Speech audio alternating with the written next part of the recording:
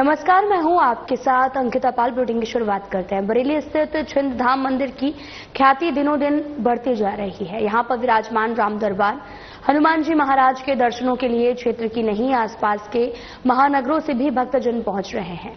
मंदिर की व्यवस्थाओं की जिम्मेदारी मंदिर अध्यक्ष कृष्ण कुमार रघुवंशी सहित समिति की ओर से पूरी निष्ठा के साथ बनाई जा रही है।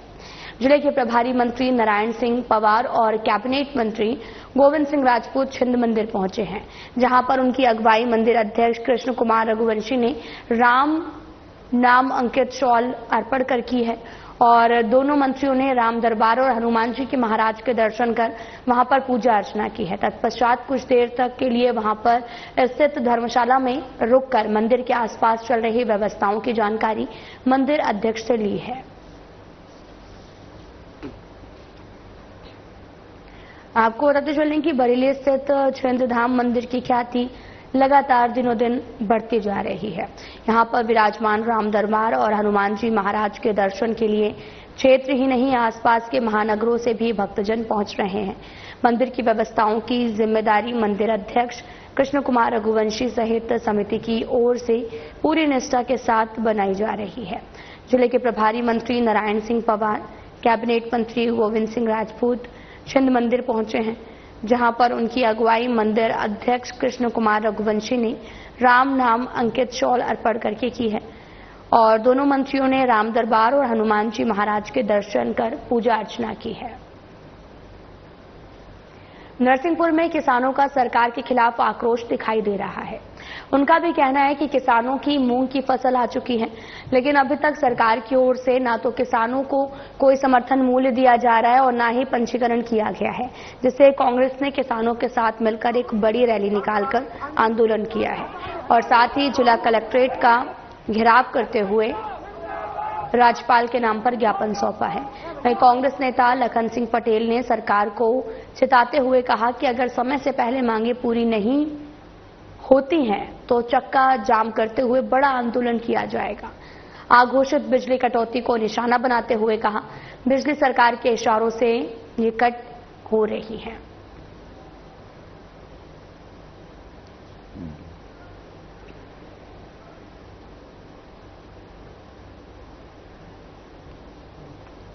नरसिंहपुर में किसानों का सरकार के खिलाफ आक्रोश दिखाई दे रहा है। उनका कहना है कि किसानों की मूंग की फसल आ चुकी है, लेकिन अभी तक सरकार की ओर से ना तो किसानों को कोई समर्थन मूल्य दिया जा रहा है और ना ही पंजीकरण किया जा रहा है, जिसे कांग्रेस ने किसानों के साथ मिलकर एक बड़ी रैली निकालकर आंदोलन भी किया है। जिला कलेक्ट्रेट का घेराव करते हुए राज्यपाल के नाम पर ज्ञापन सौंपा है। वहीं कांग्रेस नेता लखन सिंह पटेल ने सरकार को चिताते हुए कहा कि अगर समय से पहले मांगे पूरी नहीं होती हैं तो चक्का जाम करते हुए बड़ा आंदोलन किया जाएगा।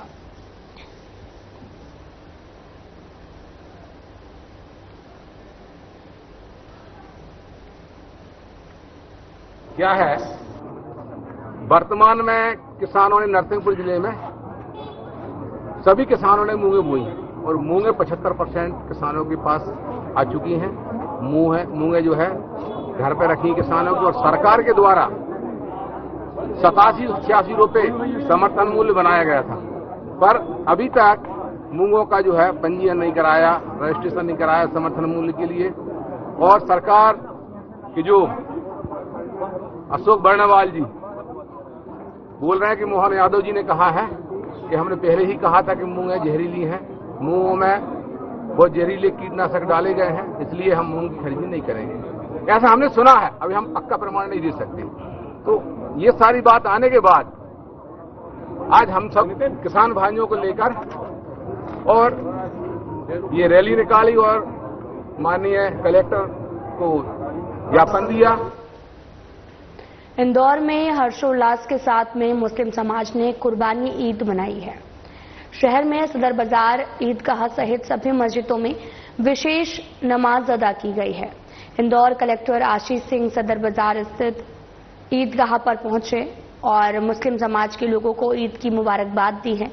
वहीं शहर काजी इशरत अली ने सदर बाजार ईदगाह में विशेष नमाज अदा की। नमाज के बाद देश में अमन चैन सुकून के साथ की है। इंदौर की बेटी सोनम रघुवंशी के लिए विशेष दुआ की गई और वो जल्द से जल्द सकुशल मिल जाए। इसके साथ ही शहर काजी ने भी समाज के लोगों को नशे से दूर रखने की नसीहत भी दी है और पर्यावरण को बचाने के लिए पौधारोपण ज्यादा से ज्यादा करने की बात कही गई। साथ ही उन्होंने पानी बचाने का भी संदेश दिया है।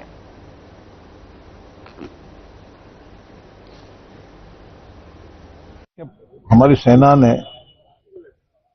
जो मुंहतोड़ जवाब दिया है, घर में घुस के मारा है।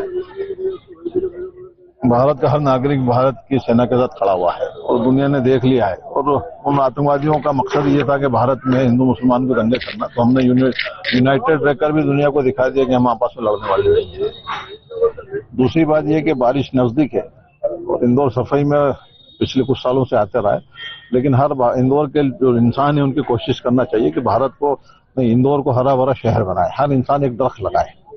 और तीसरी बात यह है कि पानी की बड़ी प्रॉब्लम रहती है और भारत में कई शहर ऐसे हैं जहाँ 15-15 दिन में एक बार पानी आ रहा है। हमारे यहाँ भी 2 दिन में एक बार पानी आता है। तो हम लोग कोशिश करना चाहिए कि वाटर रिचार्जिंग करें। घरों के अंदर जो घरों का छतों का पानी है, जो मस्जिद का जो पानी है, उसको हम रिचार्ज करें। और सोशल मीडिया के अंदर जितनी बुराई है, हम अपने बच्चों को स्मार्टफोन से दूर करते हैं। अमरवाड़ा के पिंडरई दबीर मानेगांव अकलमा में विकसित कृषि संकल्प अभियान के तहत कार्यक्रम का आयोजन किया गया है। किसानों की भीड़ उमड़ी है और इस दौरान सभा को जिले के सांसद विवेक बंटी साहू, विधायक कुंवर कमलेश शाह, कृषि विज्ञान केंद्र चंदनगांव 2 के वैज्ञानिक रोशनलाल राउत, टीकाराम चंद्रवंशी जी, वरिष्ठ कृषि अधिकारी ने संबोधित किया। वहीं सभी ने किसानों को विकसित कृषि संकल्प अभियान के तहत महत्वपूर्ण जानकारी दी। साथ ही किसानों को मृदा स्वास्थ्य कार्ड, जैविक खेती का प्रमाण पत्र वितरित किया है। इतना ही नहीं, नैनो डीएपी का छिड़काव कर प्रदर्शन किया, जिसका 700 से भी ज्यादा किसानों ने लाभ उठाया है।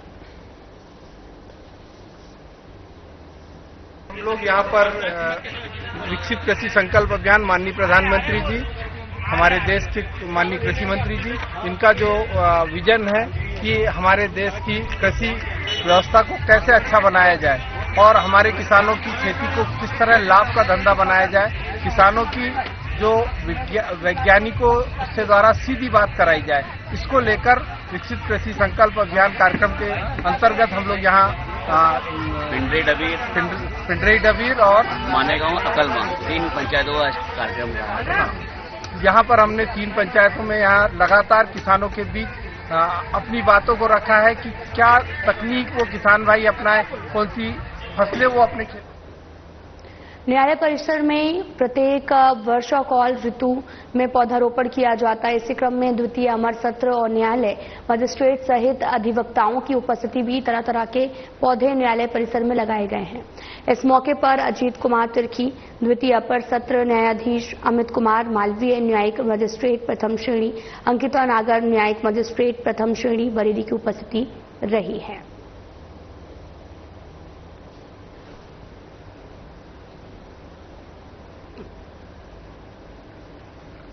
तो वहीं कटनी में तमाम उथल पुथल के बाद में 2019 आईपीएस बैच के नवागत एसपी अभिनव विश्वकर्मा ने पदभार संभाल लिया है। कमान संभालने के बाद सभी राजपात्रित अधिकारियों, पत्रकारों और प्रबुद्धजनों से मुलाकात की है। जिले में कानून व्यवस्था की जानकारी ली है। इसी कड़ी में पुलिस अधीक्षक ने जिले में पारदर्शी और सशक्त कानून व्यवस्था स्थापित करने, आम नागरिकों में पुलिस व्यवस्था के प्रति विश्वास बनाए रखने और जन समस्याओं के शीघ्र और वैधानिक समाधान सुनिश्चित करने के उद्देश्य से थाना माधवनगर का औचक निरीक्षण किया है, जिसमें कैदी गृह का निरीक्षण कर कैदियों की सुरक्षा के लिए पुलिस मुख्यालय भोपाल की ओर से जारी एसओपी के अनुपालन के सख्त निर्देश दिए गए। साथ ही ये भी निर्देशित किया गया कि बिना कारण किसी कैदी को हवालात में न रखा जाए और शिकायतों पर त्वरित वैधानिक कार्रवाई की जाए।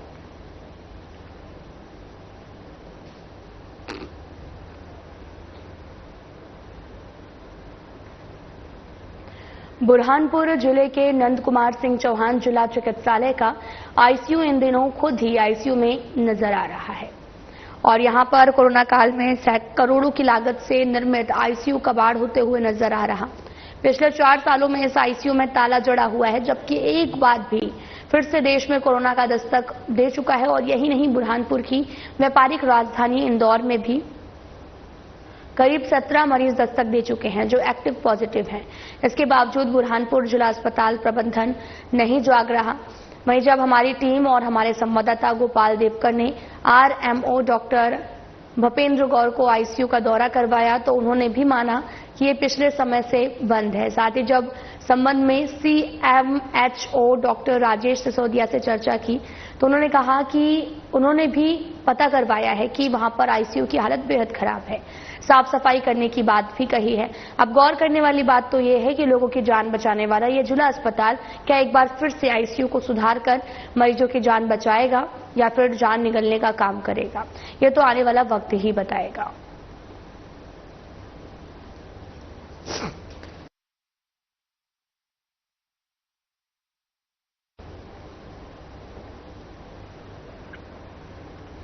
आपको बताते चलें कि करोड़ों की लागत से आईसीयू बनाया गया था, लेकिन अब उसकी हालत ऐसी स्थिति में पहुंच चुकी है कि पिछले 4 सालों से आईसीयू पर ताला लगा है। तस्वीरें भी आपको दिखा रहे हैं जो कि बुरहानपुर के आईसीयू की हैं, जहां पर कोविड ने एक बार फिर से दस्तक दे दी है और काफी ज्यादा मामले भी कोविड के सामने आ चुके हैं। लेकिन अभी तक ये जो आईसीयू है उसे अभी तक खोला नहीं गया है आमजन के लिए, और उम्मीद ये भी जताई जा रही है कि जल्द ही इस आईसीयू को आमजनों के लिए भी खोल दिया जाएगा, ताकि स्थिति को देखते हुए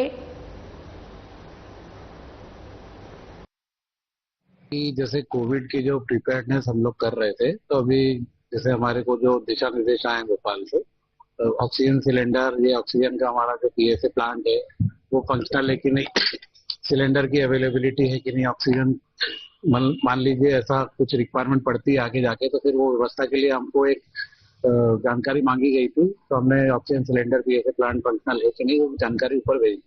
जैसा कि आप आईसीयू का बता रहे हैं, तो इसके संबंध में भी मेरी सिविल सर्जन और आरएमओ से चर्चा हुई है आज ही, कि वहाँ पे जो कचरा मतलब जो सामान रखा है कबाड़ का जो भी, तो उसको हटवा के तुरंत इसको एक दिन में साफ सफाई करके और उसको तैयार रखें, ताकि भविष्य में आवश्यकता पड़ने पर उसका उपयोग किया। बुरहानपुर जिला अस्पताल के कोविड वार्ड जहां आईसीयू बना रखा है, लेकिन ये आईसीयू पिछले 4 वर्षों से यहाँ किसी प्रकार से इसको नहीं खोला गया। यदि हम बात करें, जिस तरह से देख सकते हैं कि काफी जो है यहाँ पर महंगी मशीनरीज लगाई गई है, लेकिन बावजूद जो है इसको 4 वर्षों में इसकी सूद नहीं ली गई।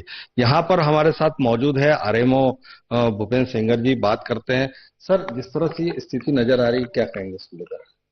पिछले जो हमारा आईसीयू था, जब पिछले कोविड की सेकंड वेव आई थी, तो उसमें आईसीयू को चालू किया था और उसमें आईसीयू में लगने वाली जो सामग्री है, चाहे सीपेप हो, वेंटिलेटर हो, बाईपेप हो, मल्टीपेरा मॉनिटर हो, ऑक्सीजन कंसंट्रेटर हो, सेंट्रल ऑक्सीजन लाइन है, वो सारी सुविधाएं उस समय मौजूद थी, उपलब्ध थी। और उसमें हमने जो है कोविड आईसीयू चालू किया था और सामने जो हमारा था एक सारी वार्ड था, उसमें जो थोड़े से कम क्रिटिकल वाले पेशेंट थे उनको मैनेज किया करते थे। उसके बाद में लगभग हमारे यहाँ 1.5 साल से ऊपर कोविड आईसीयू, उसके ऊपर कंस्ट्रक्शन का काम चल रहा है। अभी फिलहाल में हमारा 200 बेडेड अस्पताल है, जिला अस्पताल, और 300 बेड का 100 बेड का और अतिरिक्त निर्माण चल रहा है, जो कोविड के जो है छत है उसके ऊपर से कंटिन्यू कंस्ट्रक्शन चल रहा था। पिछले 1.5 साल से कंस्ट्रक्शन था, इस कारण से जो हमारे जो सेंट्रल एसी है उसकी ऊपर डक्ट जो खुली हुई थी, वो डक्ट को हमने निकाला और उसके बाद में कंस्ट्रक्शन चल रहा था। इस कारण से पिछले 1.5 साल से आईसीयू की व्यवस्था बंद थी।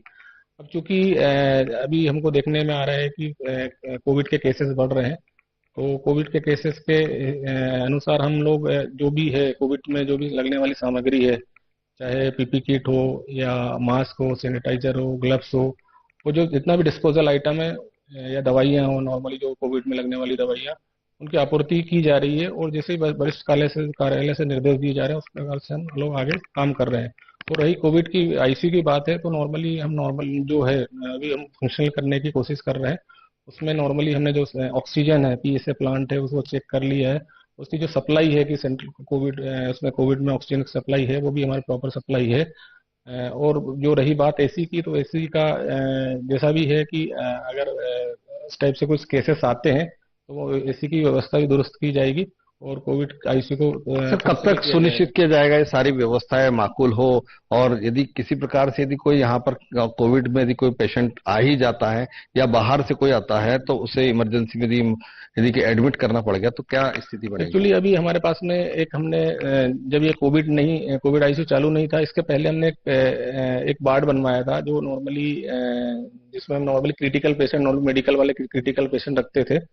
और अगर इस टाइप की कोई अगर प्रॉब्लम आती है तो हम कुछ समय के लिए पेशेंट वहां भी रख सकते हैं, और 1-2 हफ्ते में हम इसको जो भी हमारा बचा हुआ कार्य उसको पूर्ण करवाते हैं। सर हालांकि जिस तरह से ये आईसीयू जो है करोड़ों की लागत से तैयार किया गया, जरूरी नहीं है कि केवल कोविड के लिए, लेकिन एक सामान्य तौर पर भी जिस तरह से बहुत सारे क्रिटिकल केसेस रहते हैं उन्हें आईसीयू में एडमिट करना होता है, तब उन्हें जो है यहाँ पर एडमिट ना करके उन्हें साधारण नॉर्मल वार्ड में ही रखा जाता है। तो ये कहीं ना कहीं एक लापरवाही वाली बात नजर आती है। नहीं, इसमें बीच में हमने कोशिश की थी कि ये कोविड के जो आईसीयू हो उसको नॉर्मल पेशेंट के लिए, नॉर्मली में जैसे मायोकार्डियल इन्फेक्शन होता है, सीओपीडी हो गया है या किडनी वाले पेशेंट है, तो उनके लिए जो क्रिटिकल पेशेंट है उसके लिए चालू किया जाए।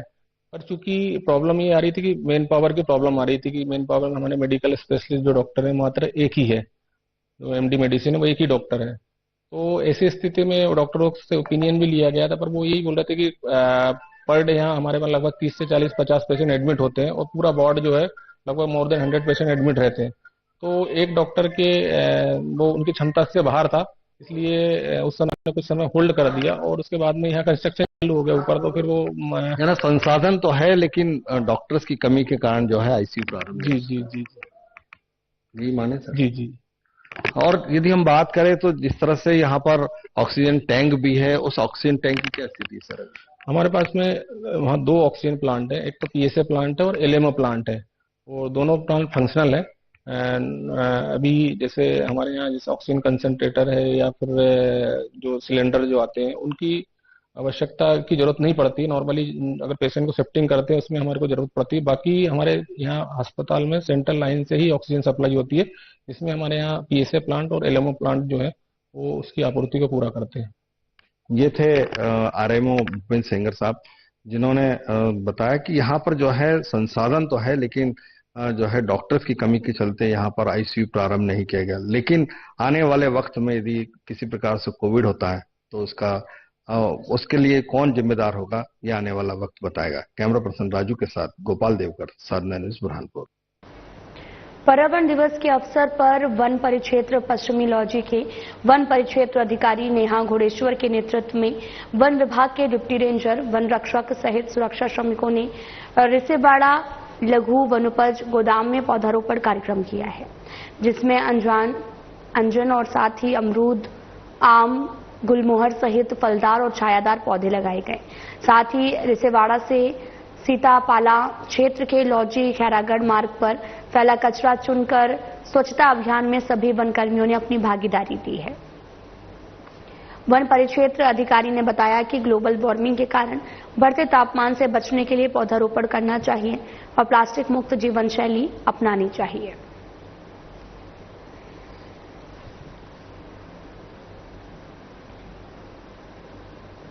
तो वहीं विश्व पर्यावरण दिवस के अवसर पर विश्व भर में प्राकृतिक परिवर्तन को लेकर जो काम किए जा रहे हैं, उसी कड़ी में नागदा में भी ट्री फाउंडेशन की ओर से कई प्रकार की प्रजातियों के 50 पौधे विद्युत वितरण केंद्र में लगाए गए हैं। और विशेष अतिथि के रूप में नागदा नगर के अनुविभागीय अधिकारी ब्रजेश सक्सेना, नगर अधीक्षक ब्रजेश श्रीवास्तव, गुलजारी लाल त्रिवेदी रहे। और वहीं कार्यक्रम में मध्य प्रदेश विद्युत विभाग के अधिकारी अमरेश सेठ और राजीव रंजन के साथ थाना प्रभारी अमृतलाल गवरी और लॉयन क्लब के अध्यक्ष वीरेंद्र मालपानी, अशोक बिसानी, वीडी शुक्ला, नागदा व्यापारी संघ के दिलीप काठेड़, मनीष जैन ने भी पौधे लगाकर इनकी देखभाल करने का वचन दिया है। ट्री फाउंडेशन के संस्थापक राशिद खान और अध्यक्ष कृष्णकांत गुप्ता ने जानकारी देते हुए बताया कि फाउंडेशन का मकसद पौधे को वृक्ष का आकार देना है, जिसमें ट्री फाउंडेशन कामयाबी की ओर लगातार अग्रसर है।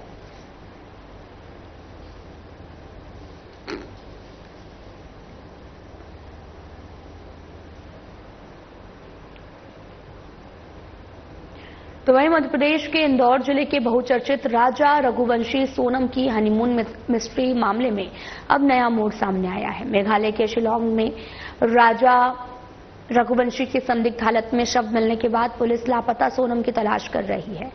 वहीं इस बीच सोनम के पिता ने अपनी बेटी की वापसी के लिए एक चौंकाने वाला कदम उठाया है। सोनम के पिता ने बेटी को सही सलामत घर वापस लाने के लिए एक टोटके का सहारा लिया है। उन्होंने अपने घर के बाहर सोनम की उल्टी तस्वीर लटकाई है। उन्होंने तस्वीर के साथ एक नारियल भी बांधा है।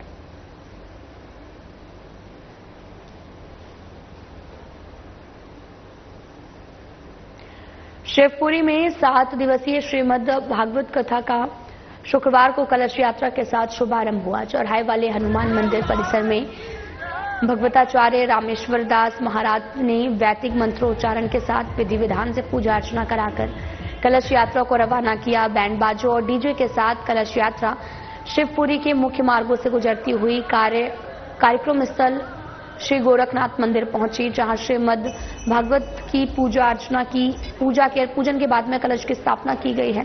कथा व्यास ने अपने प्रवचनों में उपस्थित श्रद्धालुओं को श्रीमद् भागवत पुराण की जानकारी देते हुए कहा, कथा का श्रवण करने से मानव जीवन में एक जन्म नहीं अपितु हमारे कई जन्मों के पापों का नाश होने के साथ हमारे शुभ कर्मों का उदय होता है। कथा सुनने मात्र से जीव जन्म और मरण के बंधन से मुक्त हो जाता है।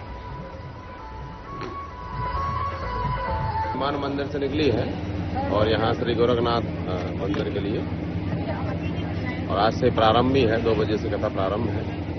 आज बड़ा अच्छा ही मुहूर्त है, निर्जला एकादशी है। सभी जन आकर के इसमें धर्म लाभ लें और श्रीमद् भागवत कथा श्रवण करें। समय रहेगा दोपहर 2 बजे से शाम को हर इच्छा तक 5 तक 6 तक जितना चले। आज बड़ा ही सौभाग्य का विषय है कि गुरु गोरखनाथ के ये पावन स्थल पर काफी समय बाद भागवत जी का आयोजन हो रहा है, जो कि सीताराम जी महाराज और पूज्य पवन जी महाराज के सानिध्य में ये भागवत जी होगी। आचार्य श्री रामेश्वर जी के श्रीमुख से सभी भक्तजन भागवत जी का रसपान करेंगे। और भागवत जी का जो समय रखा गया है 2 से 6 बजे तक रखा गया। आज कथा का प्रथम दिवस है। 12 तारीख को हवन पूजन के साथ कथा का समापन होगा, जिसमें भंडारा रखा गया है। सभी भक्तों से निवेदन है कि अधिक से अधिक संख्या में कथा के समय पर आए और महाराज जी की मधुर वाणी से कथा। शिवपुरी शहर के फतेहपुर रोड पर शाम लगभग 5:30 बजे फतेहपुर रोड पर एक तेज रफ्तार बाइक की टक्कर हो गई है, जहां पर दोनों भाई को हॉस्पिटल ले जाया गया है, जहां एक बड़े भाई बंटी परिहार की मौत हो गई है, वहीं छोटे भाई को मामूली चोटें भी आई हैं। हालांकि मृतक के शव को पोस्टमार्टम हाउस में रखवा दिया गया है। वहीं मृतक की छोटी छोटी 2 बच्चियां रोती बिलखती हुई दिखाई दे रही हैं।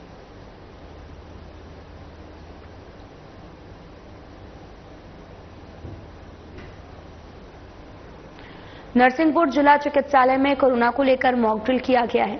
एक बार फिर से कोरोना से लड़ने को नरसिंहपुर जिला चिकित्सालय तैयार है। नरसिंहपुर जिला चिकित्सालय ने अपनी तैयारियां भी पूरी कर ली हैं।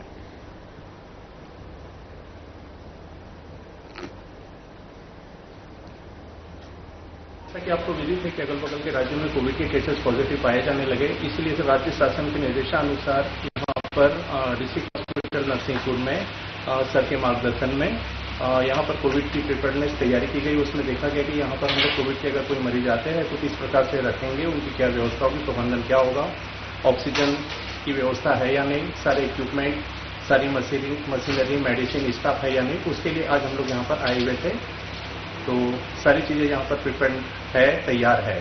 जैसा कि विदित है कि कोविड की फिर से संभावना व्यक्त की जा रही है और उसके अनुरूप में राज्य स्तर से हमको भी निर्देश प्राप्त हुए थे कि एक बार हमें फिर कोविड की मॉक ड्रिल सभी चीज़ों का वापस से वैसे ही तैयारी करके रखनी है कि ऐसी अगर परिस्थिति बनती है कि कोविड फिर से आता है तो उसके लिए हम पूर्व की तरह फिर से तैयार रहें। तो उसके लिए तैयारियों की जाँच के लिए हमने पूरी एक टीम बना के यहाँ पे मॉक ड्रिल करी है। फिलहाल बुलेटिन में इतना ही। नमस्कार।